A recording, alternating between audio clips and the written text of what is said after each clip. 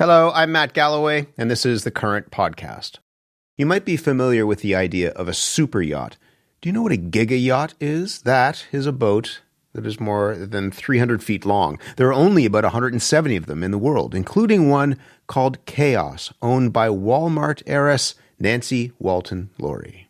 Welcome aboard the magnificent floating wonder known as Chaos. This incredible luxury motor yacht, built by Ocean Co. in 2017, is a true marvel of engineering and design. This tour on YouTube shows off the luxury features, like the swimming pool with a built-in aquarium and the helipad at the bow of the boat.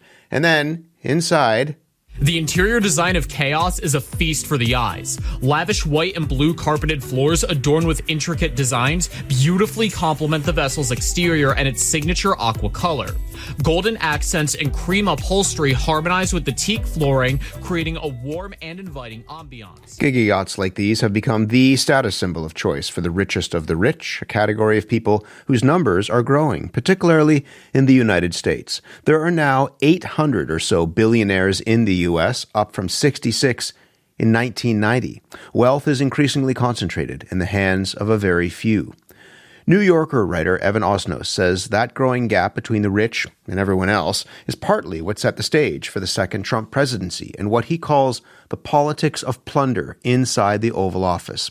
Evan Osnos' new book is called The Haves and Have-Yachts, Dispatches on the Ultra-Rich. We spoke yesterday morning before Donald Trump and Elon Musk's very public relationship breakdown, and I began by asking Evan who exactly is buying these really big boats.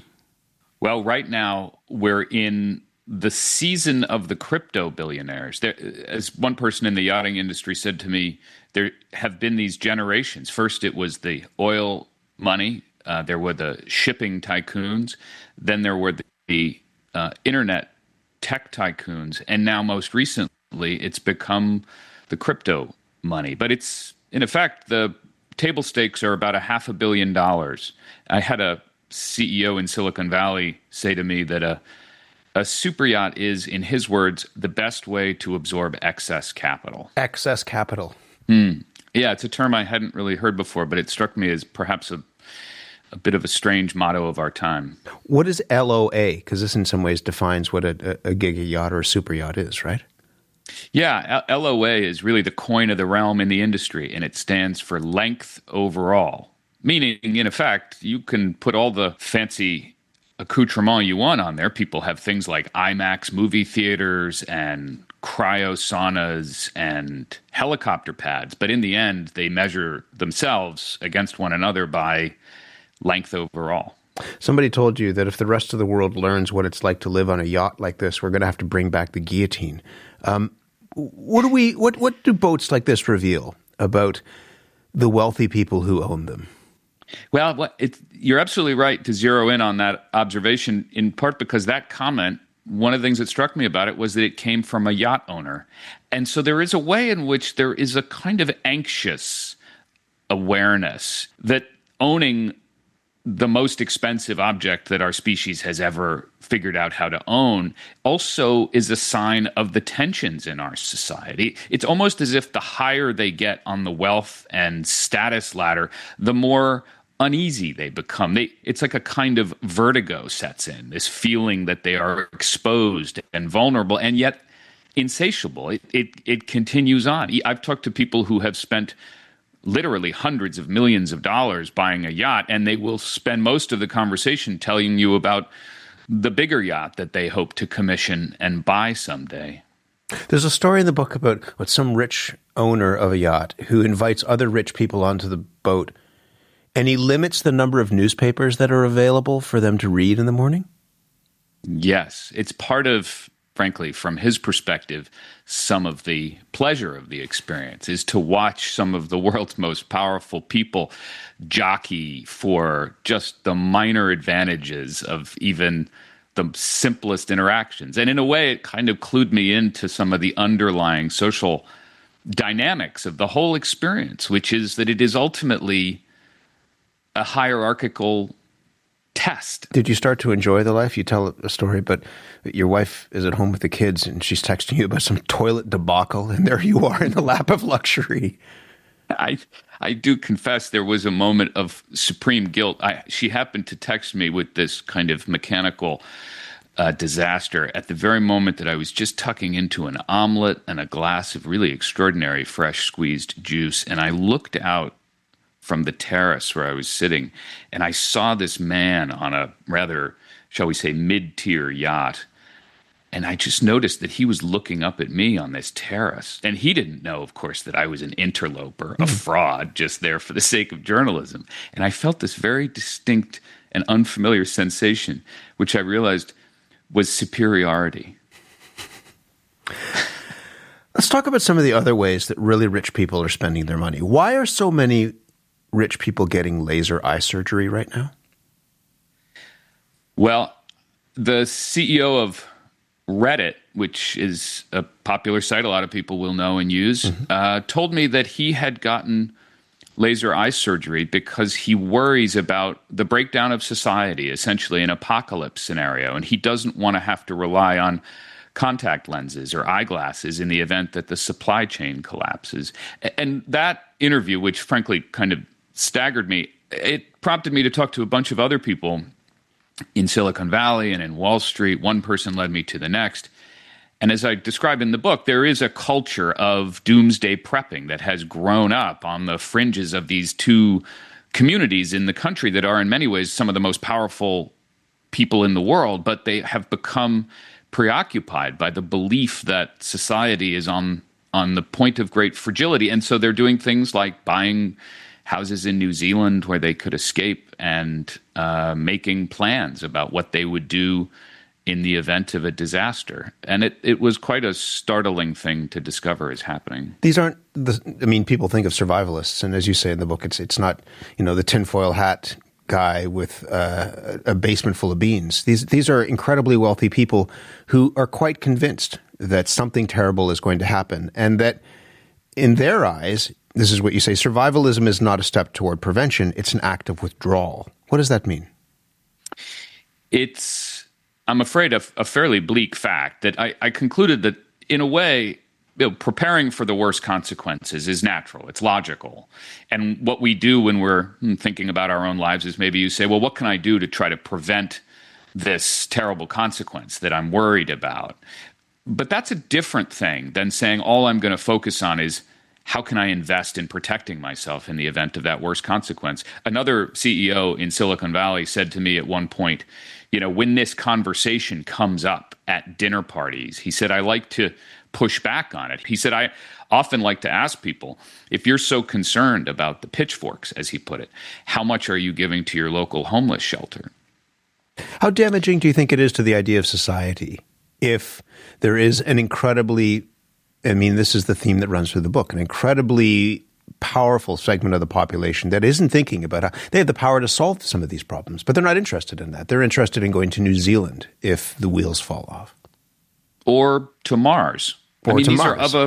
They're really points on the same spectrum. I've really come to be quite conscious of the fact that some of the dominant cultural figures, people like Elon Musk or Jeff Bezos, are no longer convinced, actually, as some earlier generations were, like John D. Rockefeller, Andrew Carnegie, that really it was their requirement morally and in civic terms to put their money back into the soup, in a sense.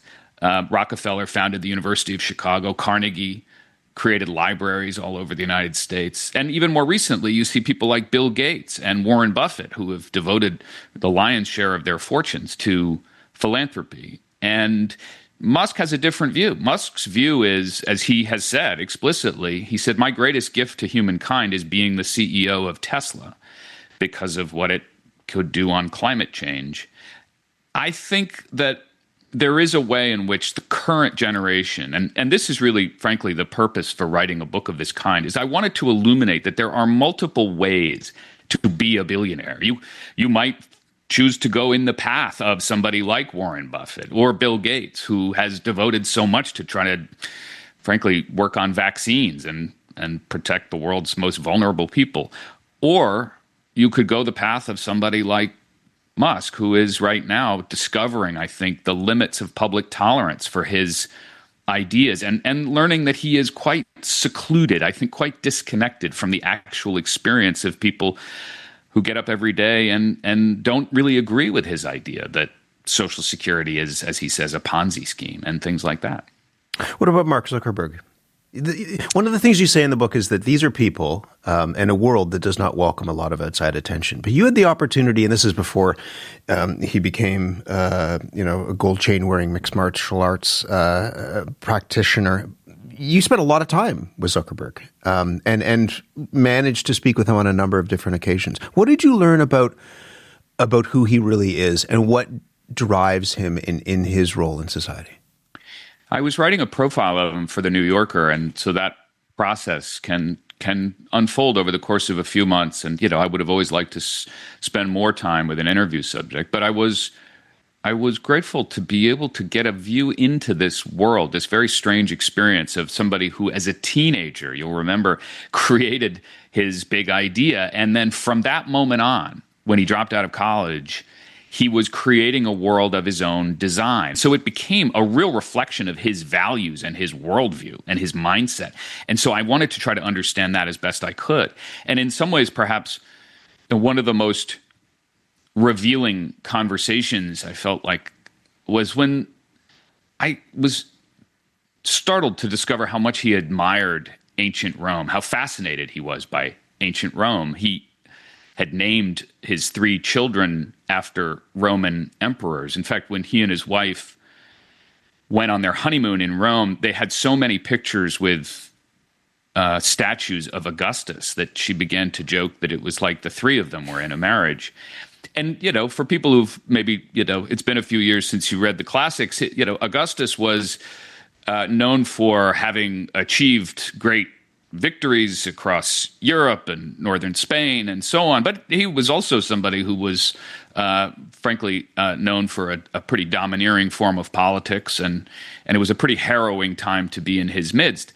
And when I asked Zuckerberg, he said, he found it fascinating to think about the trade-offs. That was the term he used, between achieving impact and the harm that it takes in the process. And in some ways, I think in his own life has come to see the attempt to make a great impact, to be a great person of history, might involve some trade-offs along the way.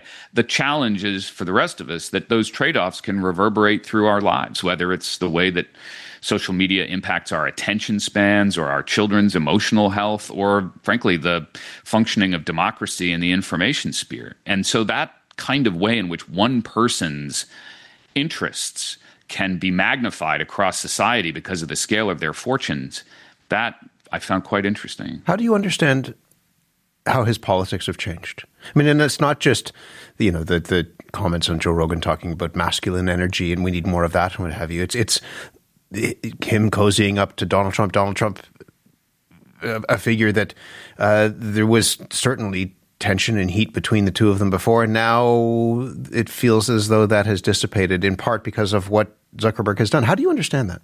I think in his case, I think he doesn't have any particularly fully articulated political views, and I think he felt a little bit surprised, and I think this is a theme that runs through many of these people's experiences, that they were surprised, frankly, to discover that the public public didn't see them the way they saw themselves. They see themselves as great innovators and creators, and in some ways they have achieved extraordinary entrepreneurial achievements, but they've also shown themselves to be somewhat out of touch with what people are actually concerned about. People really are worried about the role that things like social media have on our culture. And I think that experience of being scorched by that public backlash made them more inclined to want to gravitate to Donald Trump when the moment arrived. And you see that Zuckerberg donated to the inauguration. He made a series of changes at the company to try to cultivate his relationship.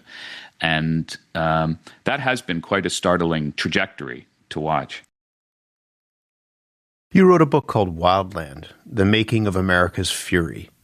What is the connection between the fury in your country and the increasing concentration of wealth and power in the hands of these individuals?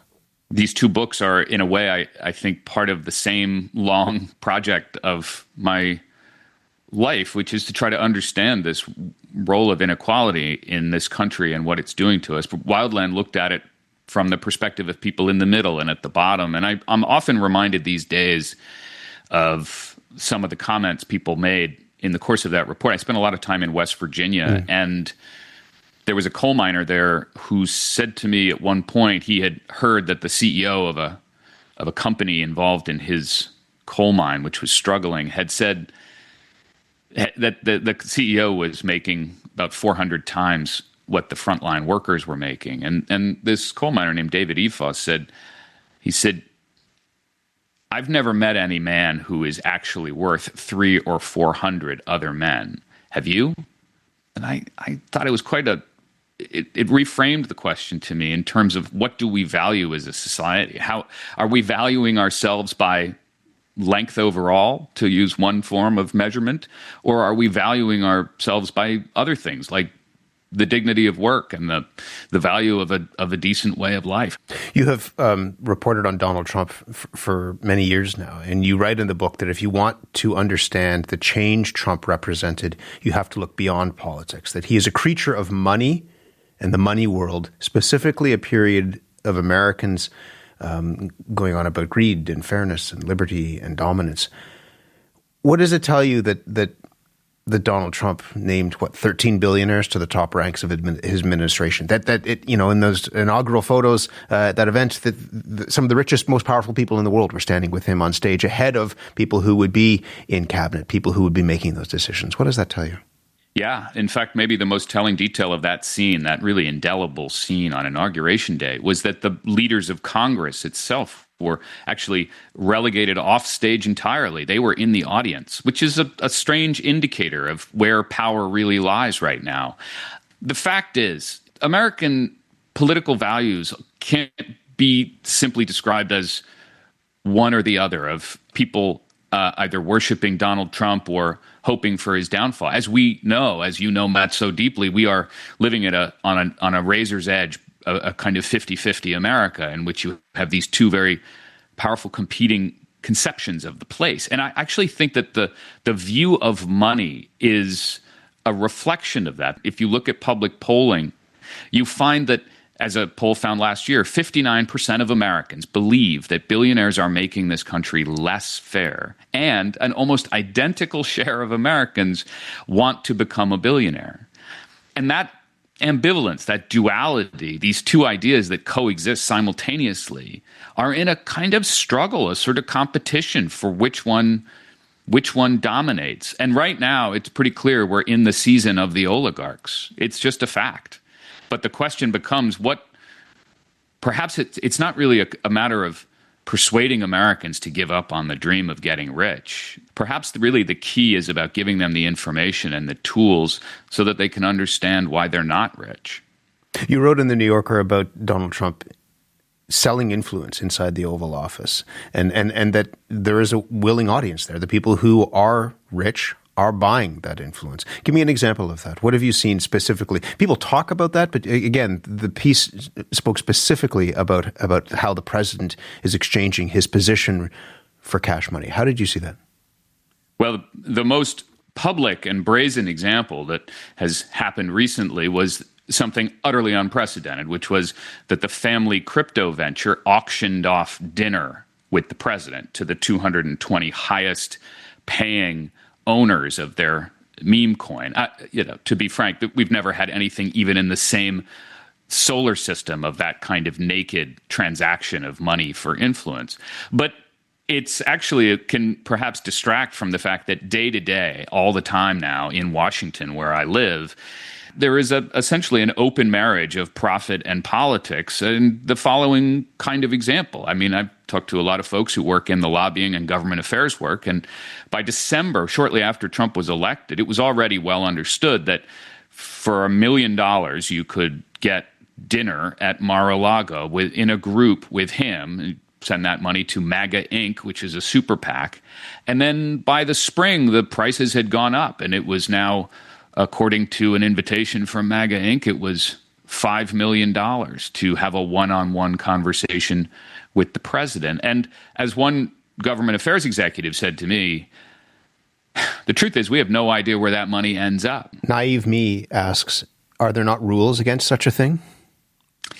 Well, rules in Washington are, they don't exist until they've been tested in court, frankly. And I think you're at a point now where what I just described actually is probably completely legal in the legal regime created by the Citizens United decisions, the Citizens United Supreme Court decision back now a decade and a half ago, which essentially took off any limits on political expenditures. Just opened the taps. Yeah. I think if you take another example, it's a lot more of a gray area. Take, for instance, that crypto auction I mentioned. I won't be surprised to see that tested in the courts. There's also a whole host of ways that people are figuring out other ways to get money into the president's world. For his inauguration fund, which is usually a fairly sleepy bit of financing, he raised a record amount of money, $250 million from corporations and CEOs and other aspiring friends. And the largest donation came from a company called Pilgrim's Pride, which is a poultry processor. And a few months later, his administration announced that it would not be adding any new rules on salmonella testing for the chicken people eat. And it would also be getting rid of what it called unnecessary bureaucracy. Now, of course, there may be no connection between these two facts, but it does leave the question, it leaves the public wondering, and this is why most administrations, frankly, all administrations before this, have sought to avoid these kinds of apparent conflicts of interest, because it makes you wonder whose interest is the administration really acting in. How big is the backlash, do you think? I mean, Bernie Sanders and AOC have been out holding these fighting oligarchy rallies and railing about billionaires. Is that catching on? I've attended some of that, and I will tell you, it's striking to me when you talk to people in the crowd, how many of them are there for their first time at a Sanders rally. These are not diehard Sanders fans, actually. In some cases, they're quite sympathetic traditionally to Republican arguments, but they find themselves a bit bewildered and seeking to do something, anything really, right now, to push back on something that seems to have tripped a wire in the public consciousness. There was a noticeable moment just last month, actually, when there were these protests in a bunch of cities across the country, and they were much larger than the organizers expected. In Washington, they were actually 5 times what the projections were. And there's some more protests scheduled coming up. I do think those are important to watch as a political analyst. Just, it's a little tell of what the mood might be like. Let me end with this, which is just, I mean, and maybe it goes back to the guy on the yacht worried about the guillotine being wheeled out. There have been examples of stark wealth inequality before. You think of the Gilded Age and what have you. But I mean, you write in the book about a point of untenable imbalance, and that the United States is approaching that point now. How close is the U.S. to that point? Well, I think we're in dangerous territory, and that's not an abstract assessment. That's just a reality. I think when you measure the health of our democracy, it is struggling right now, and you see it. Anybody can feel it, whether they're at the top or the bottom of society. We talk about it constantly in this country. I'm often reminded of a comment by a great historian of Rome. He was Ramsay MacMullen, a great Yale historian who studied the fall of Rome. And he said, it took 500 years, but it could be condensed into 3 words, which was that fewer had more. And from my perspective, I think that's a lesson that we should take pretty seriously right now in this country as we think about inequality. It's a fascinating book. I'm really glad to have the chance to talk to you. Evan, thank you very much. My pleasure, Matt. Thanks for having me.